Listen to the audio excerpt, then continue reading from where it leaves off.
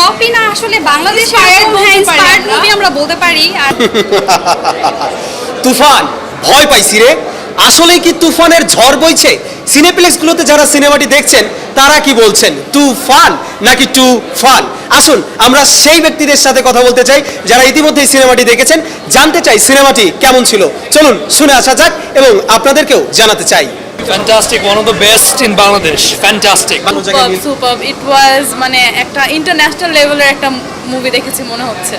একদম মনে হচ্ছে না যে দেশের পর একটা আমরা কপি না, আসলে বাংলাদেশ ইন্সপায়ার্ড মুভি আমরা বলতে পারি। আর এটা kind of gangster type movie ছিল, একটু মানে কমার্শিয়াল আর একটু রোমান্টিক টাইপ থেকে আমরা একটু ডিফারেন্ট টাইপ দেখতে পেরে। তামিল ভাইব, ওই তো বললাম কিছু একটা ছিল ইন্সপায়ার্ড, তো এটা বলবো, পুরোপুরি কপি বলবো না, বাট আমাদের বাংলাদেশ এরকম টাইপ মুভি করেছে, এটা আসলে হ্যাটস অফ। এটা নিয়ে কোনো কমেন্ট পাস করার মতো কিছু নাই।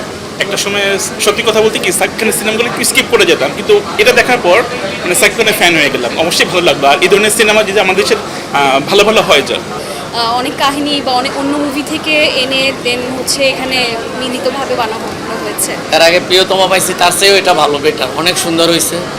যে এক্সপেকটেশন নিয়ে আসছে সে এক্সপেকটেশনের চাইতে বেশি পূরণ করছে। Obviously this gonna be a game changer for the industry and plus এরকম মুভি আমি এর আগে কখনো দেখিনি। তার উপরে এটা 2 যেটা আছে এটার জন্য আমি অনেক অপেক্ষা করে থাকবো। হ্যাঁ, অবভিয়াসলি এটা গেম চেঞ্জার হবে আমাদের ইন্ডাস্ট্রির জন্য।